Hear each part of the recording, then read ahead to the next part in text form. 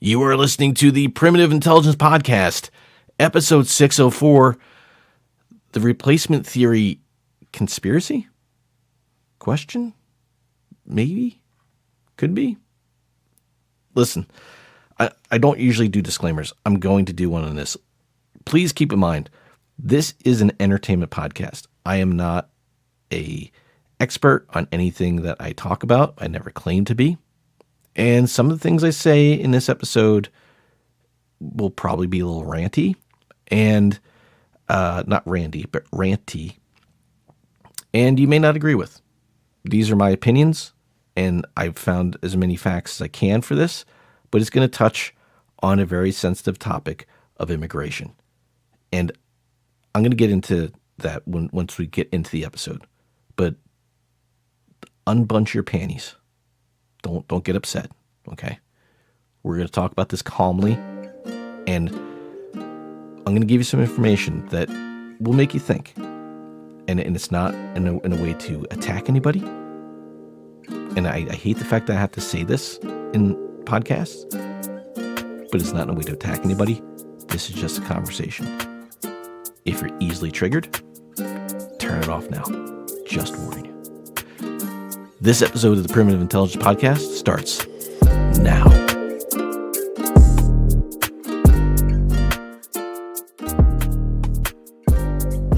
So, replacement theory. Is it a conspiracy?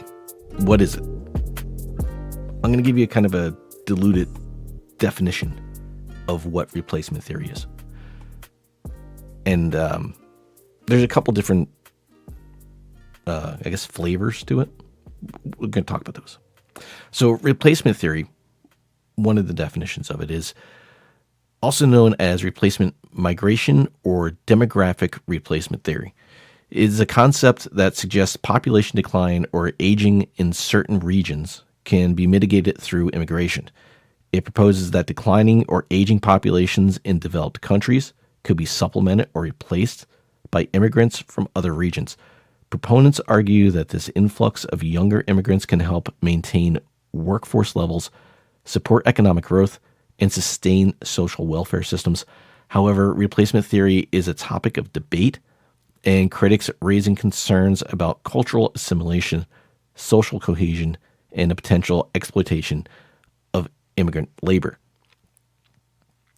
Replacement theory can be tracked back to various scholars and policymakers who have discussed demographic trends and the potential impacts of population decline. However, one prominent figure associated with the concept is the demographer, and economist Philip Farks. In the early 21st century, Farks, who was a professor at the European University Institute, conducted research and published papers discussing replacement migration as a potential solution to population aging and decline in Europe. His work has contributed significantly to the academic and policy discussions surrounding replacement theory.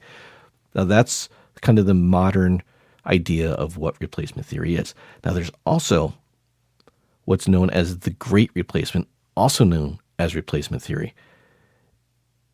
It's a white nationalist conspiracy theory popularized by French author Renaud Camus, and I probably mispronounced that, I'm sorry. It suggests that ethnic French and white European populations are being deliberately replaced by non-white peoples, particularly from Muslim-majority countries, through mass migration, demographic changes, and declining birth rates among white Europeans.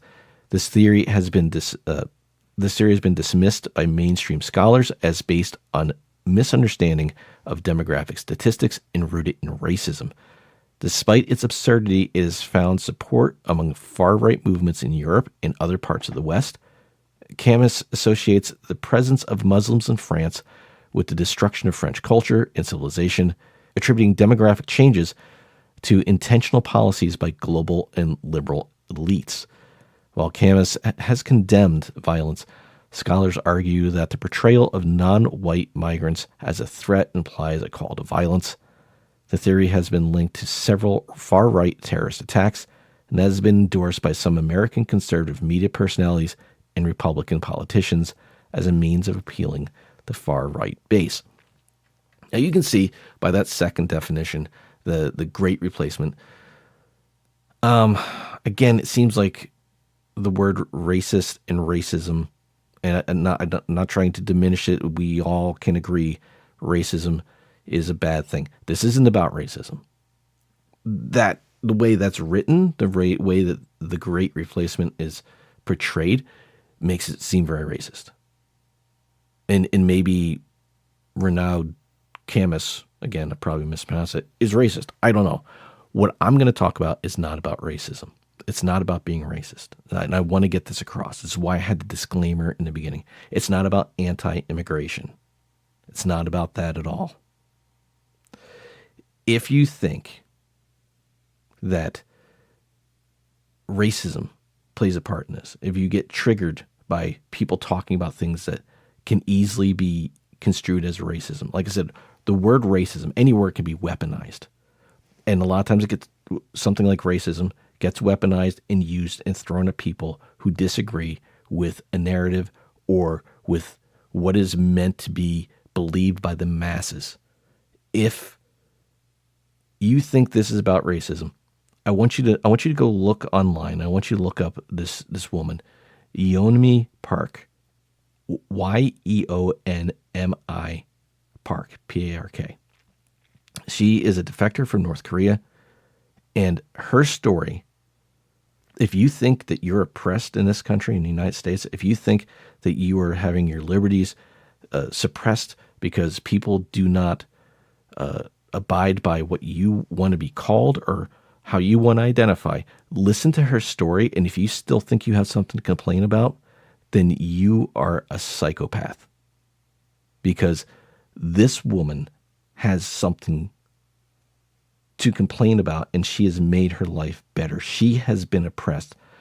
I'm not going to tell her story for you. I'll tell you something quickly about her, but you've got nothing to complain about.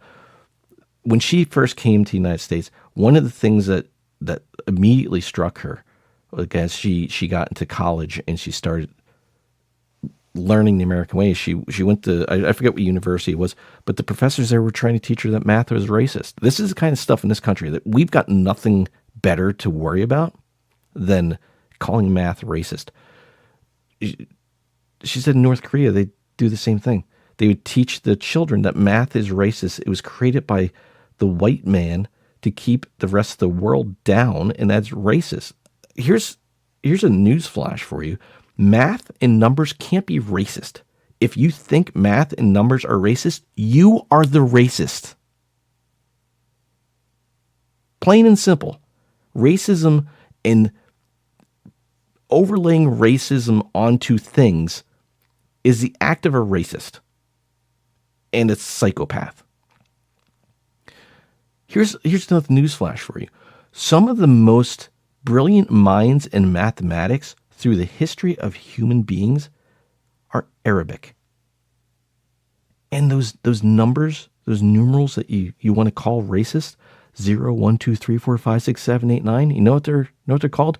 Arabic numerals, because they weren't invented by white men. Sorry for the rant. So back to Yeonmi Park. One of her early memories, one of her memories from her childhood, was the day that they came and sold her mother for $65. And then they saw her and her sister and sold them for another $20. If you think that you want to go towards a socialist or communist kind of system in the United States, listen to her story. Listen to her tell you about how you don't own anything. You don't own your house. You don't own your car. You don't own your clothes. You don't own your body. It's not yours. It's someone else's to do with what they please. That's oppression. That, her story and her defection from North Korea to the United States is a shining example of why immigration works, of why it's a good thing. This country is founded by immigrants. This country, and this may upset some people, but it's true. It doesn't matter who you are in this country right now. You're not from here. Not originally. Your family's not. It doesn't matter if you're European or African or Asian or if you're Native American. At some point, your ancestors were not from this land. The evidence is there. We know this. We are all immigrants. Now, as society grows, there needs to be rules, there needs to be laws that are set down to make these things so it works for everyone. And that's why we have immigration. That's why there's immigration laws. So, let's get into some of the numbers here. And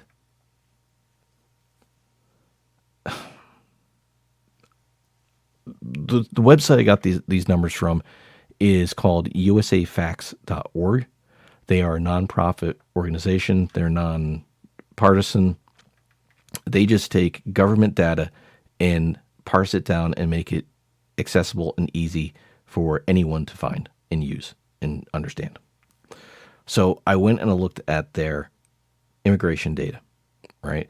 And initially I was going to look at it as like a 100-year thing, but not all the stats had matching data sets. So when we look at immigration into the United States, we look at all immigrants. These are foreign-born, either naturalized, have a green card, refugee, or unauthorized, right? All forms of immigration. We'll go back on this one around 100 years. Go back to 1920.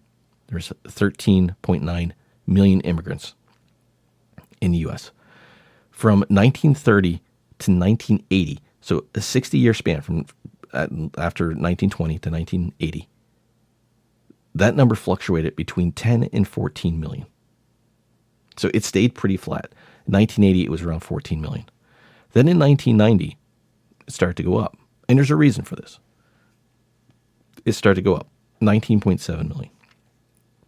The next 10 years, 2000, went from 19.7 million to 31.1 million immigrants in the country.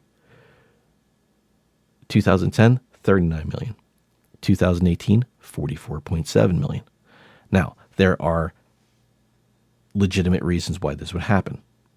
Travel is easier. Information travels faster, right?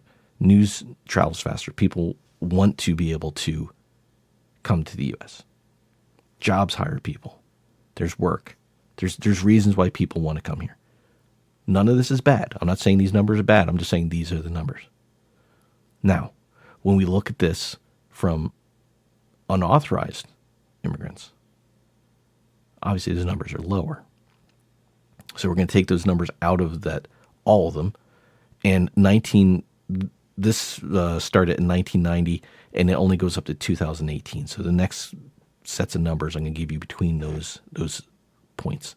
So 1990, unauthorized immigrants in the U.S., 3.5 million out of the 19.7 million total. In 2000, it was 8.4 million. So it went up, a little over double in 10 years out of the, 31 million. So a lot more unauthorized. 2010, 11.5 million out of 39 million. So it went up a little bit, didn't go up that much. 2018, it went down a little, 11.3 million out of 44 million. So the total immigrants went up, the unauthorized went down slightly. There's also a stat here of unauthorized immigrants who were removed from the country, returned back to their homeland. In 1990, out of the 3.5 million unauthorized, 1 million were returned.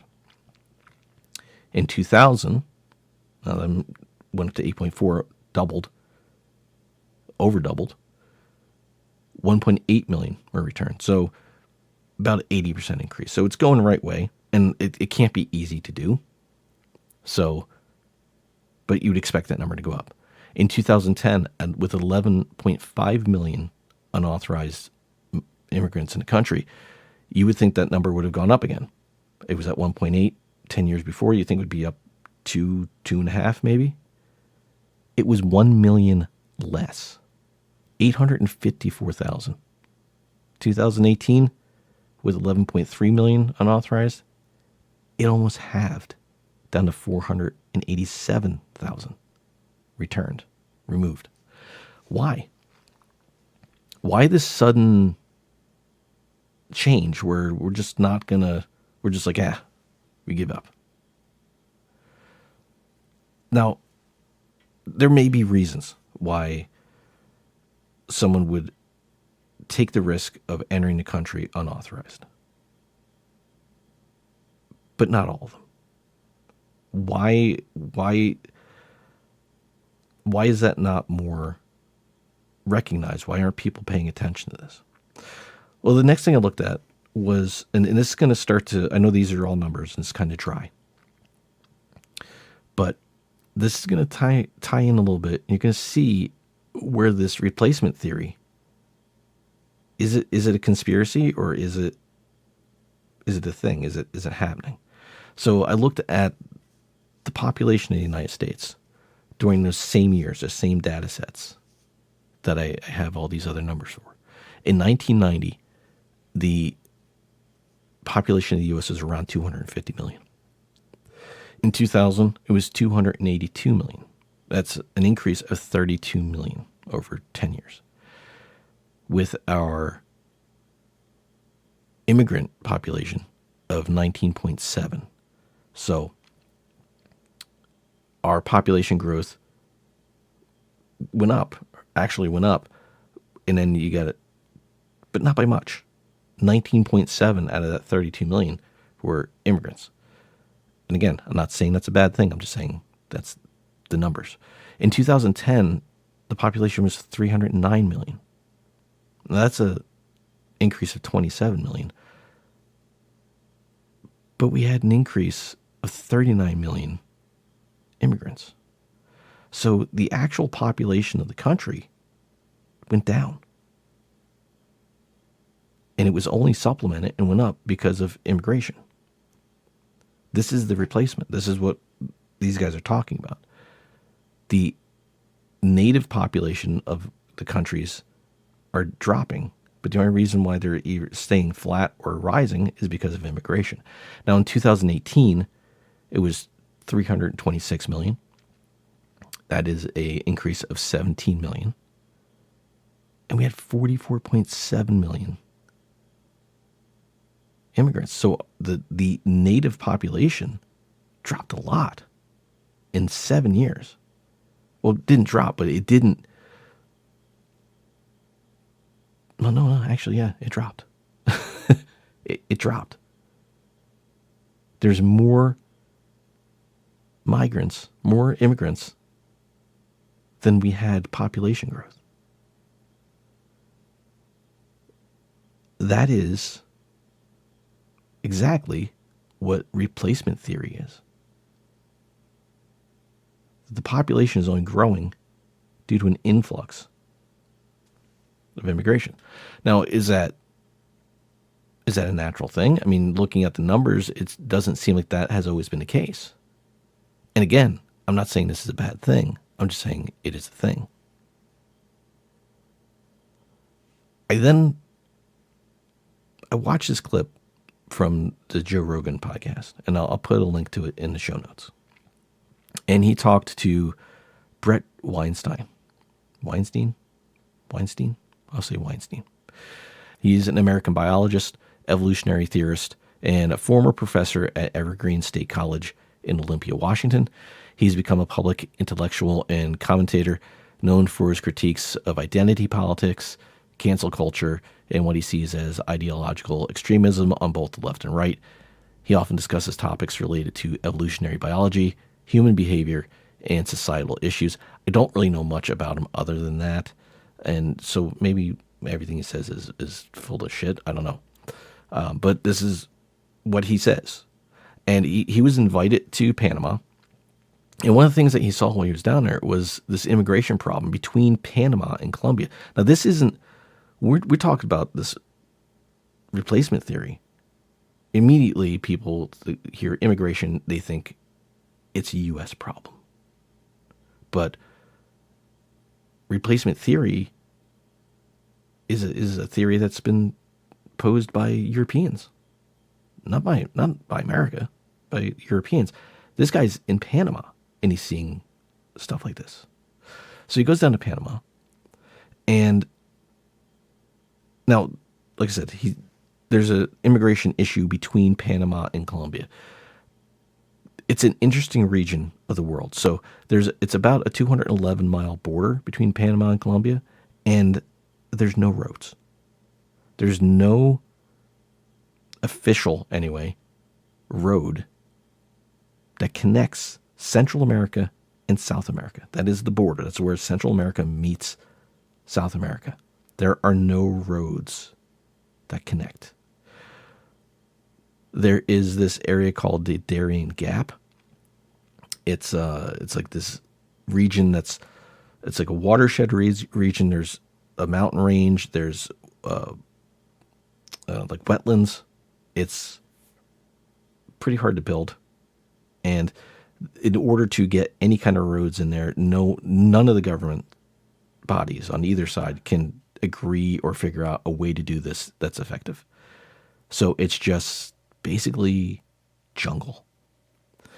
Now, why Colombia? Why is there this issue? Well, to the south of Colombia is Ecuador. And Ecuador's visa standards are kind of lax from what I understand. So people from all over the world come in through Ecuador, and then they go into Colombia because they go to this Darien Gap region where there's really not much there. So they can go. And then they head to Panama. Now, the Panamanian government sets up camps for the immigrants, and he was allowed to speak to many of them. You go into the camps, you can talk to the immigrants. Now, these are people from multiple countries, multiple continents. They are mixed, male, female, young, old. And a lot of them, their goal is to make it to the United States. So when they see an American, they want to talk to him because they're like, hey, is it everything I heard? This is, he starts hearing these stories, why these people are leaving these countries, why they're leaving. There's hardships, and there's, it's either government, or it's just there's no food, or there's no work, or there's these reasons why people are doing this. And he's not judging these people. He's just saying this is what they're doing. This is why they're fleeing and they're coming through. And then they go into Panama, and then they work their way up through Central America, and then eventually they get to the United States. Now, whether they come in authorized or not, we don't know. And that's not why he's there. He's not looking to rat anybody out. He's seeing this. He studies human behavior. Then there's these other camps. And they're separate from these first camps he saw, where there's people from all over the world. And they're all together and all of that, right? There's these other camps, and it's just Chinese. He was not given the freedom to enter these camps. He was kind of kept away from them. He did approach some people who kind of left the camp. He tried to talk to them, and they didn't want to talk. They were completely uninterested in giving their story. And from what he could tell, the vast majority of the people in these camps were young male Chinese migrants. He called them military age. And it raises a couple questions. The first one he brings up is it beyond reasonable doubt that the U.S. government would give citizenship to unauthorized immigrants if they followed orders, even the most questionable orders? So, citizenship for military service. Apparently, this has been discussed in the U.S. government, that they want to do this. Maybe not the questionable order part, but citizenship for service. Now, people are easier to control if you can offer them something that they really, really want. So is that a possibility? Why would the government want to do that? Why would they be looking at citizenship for service? I mean, there's probably plenty of people who legally immigrate to the country who would be more than happy to serve in the government, serve in the military. Why focus on the unauthorized? Now, this is a point that I'm bringing up. I don't remember him saying this, but this is what crossed my mind. Are they just defectors?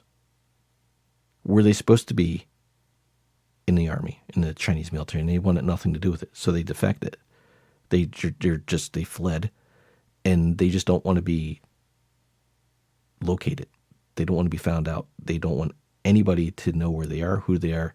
They're just trying to disappear. That's a very good possibility, and it makes a lot of sense. The point he brings up basically is, are they a subversive military cell? And they're staging themselves in America for a future event. That's a scary thought. Because that also, too, kind of makes sense. Is that the case? Don't know. 50-50. But if that's true, if it's so, who is aware of it? And why is the federal government of the United States doing less and less to secure our borders? I mean, the whole thing that's going on in Texas,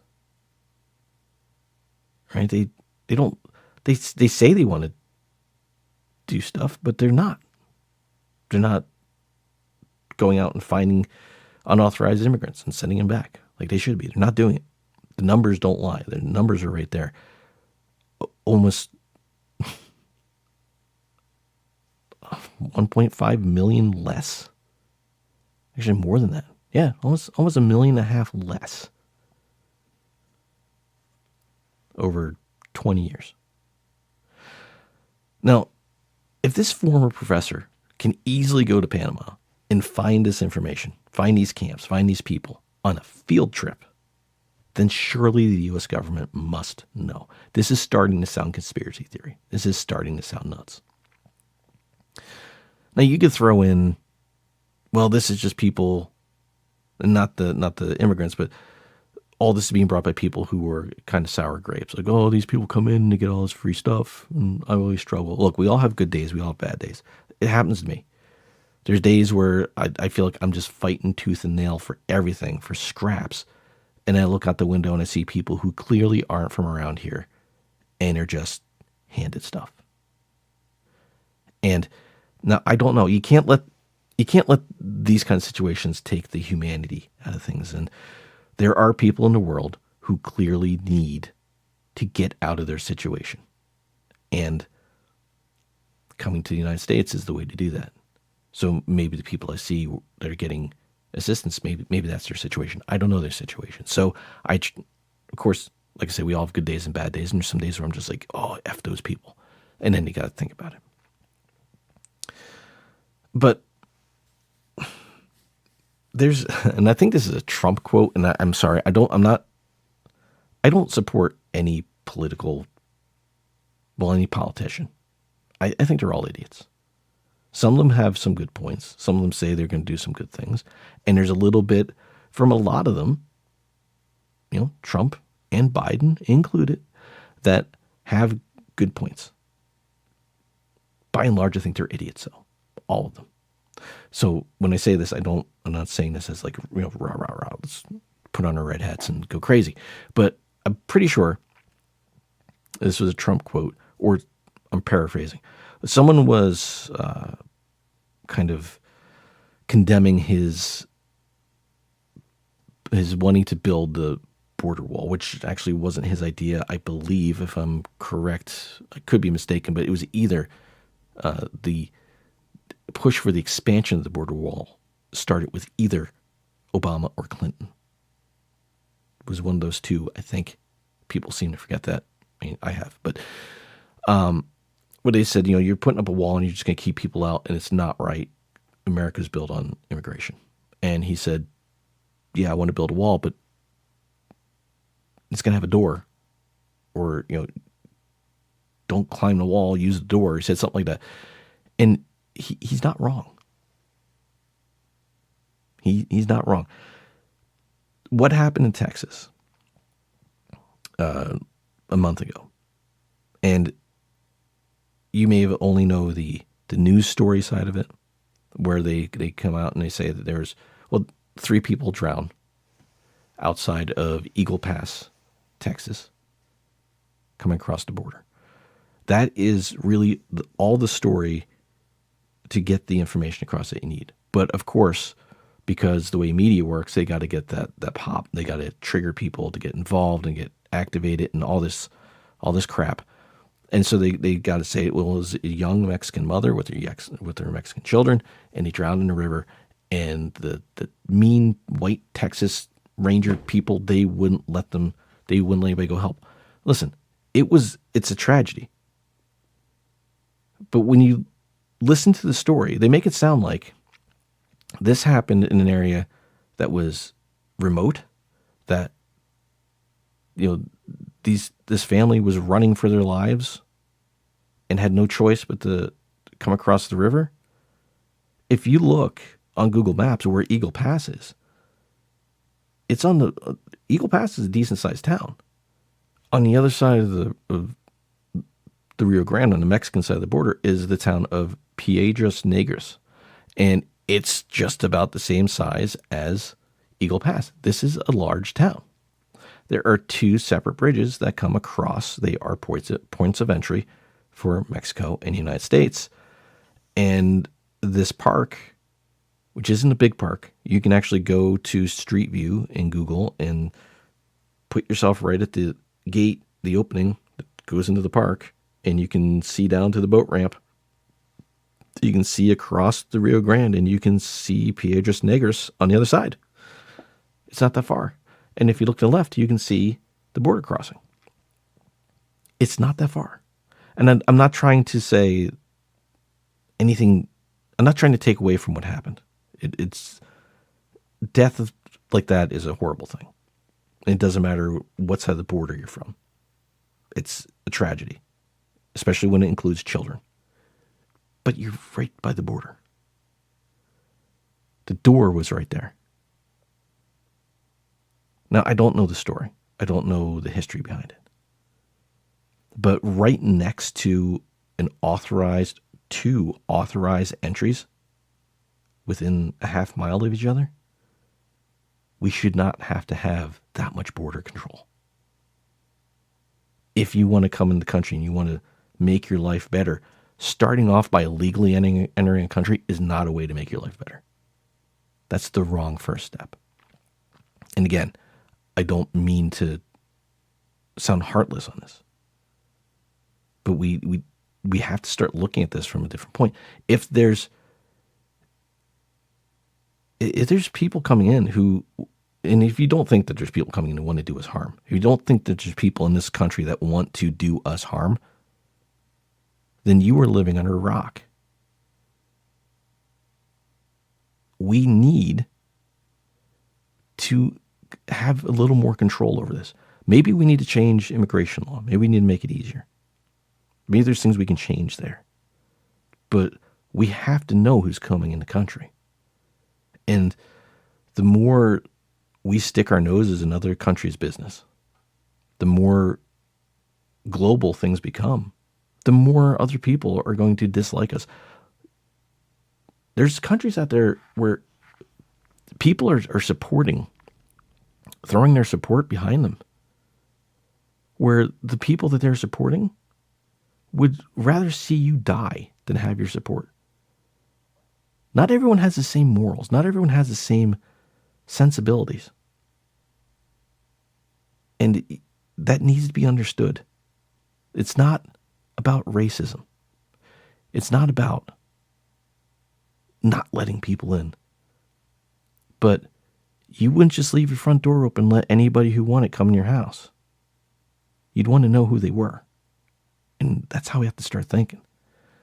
I've heard people say, well, the Statue of Liberty says, just because they came in the wrong, we got to take everybody. These are also same people who will say that the Second Amendment is antiquated and only applies to muskets, and that we shouldn't be going by such antiquated things. Well, if you want to sit down and start with a clean slate, then let's sit down and do that. I'm game, right? I'm sure there's things we can make better. But you can't use two things from the same era and have one suit your taste and the other not. Either the knowledge and the wisdom of our forefathers works or it doesn't. You can't have it both ways. And there's really no conclusion to this. And, I mean, something's up. I don't know what it is, but there's a lot of shiny, dangly things being waved in front of people to keep their attention away from bigger issues. All I'm saying is look and research. Don't just listen to what you're told. Don't just listen to what I just told you. I'm going to put links in the show notes. Do your own research. Do you disagree? Do you disagree with me? That's fine. You want to have a conversation about it? You want to have civil conversation about it? That's fine. You can contact me at podcast@primitiveintelligence.com. We can have a conversation about it. Let me know your thoughts. I'm not unreasonable, but I do know that as a country, you need to protect your citizens. And, you know, I know people want to say that, well, you're putting property before life or money before life. And nobody wants that. At least no sane people want that. Like, I don't want to see anybody hurt. And I don't want to see families separated. But I also don't think that people who will willfully take the wrong first step into the country are going to do anything to better any of us. Not just me, any of us. And maybe there's a reason. If you are on the run and you're running through the desert for your life because there's like a cartel chasing you and your only option is to jump the border, you're not going to make it to it, then okay, I get that. We can discuss that. We can figure out what happened. We can get you help. But if you just like, well, this is closer, I'm just going to go over here. I don't have high hopes for your betterment of our society. Not for me, not for anyone else, not for the generations coming up, any of it. And this isn't give everyone a trophy because they showed up. Like, we need to start taking this stuff into consideration. There are people out there who want to do us harm as Americans. And not just us here, but in other countries as well. There's people who want to go to other countries and do them harm.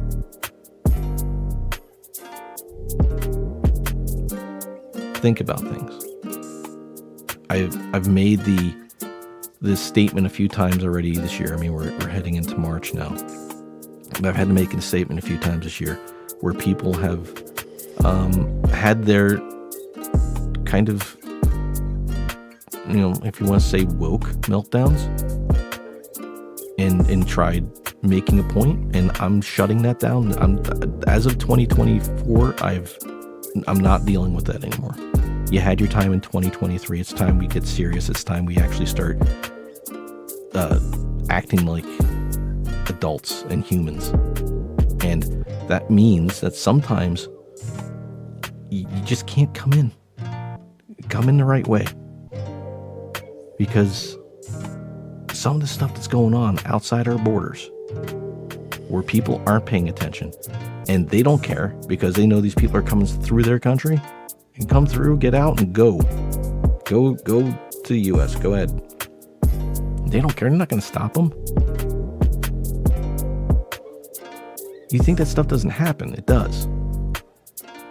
So I apologize. I know this is a little bit of a ranty episode, and I hope you enjoyed it. Like I said, if you have a differing opinion, I am more than willing to listen to what you have to say. You can contact me at podcast@primitiveintelligence.com. Let me know what you think. That's going to do it for this episode of the Primitive Intelligence Podcast. I hope you guys enjoyed it. Next week, I will be less ranty, and we'll be back to the more fun, entertainment-style podcast. Enjoy the rest of your week. See ya.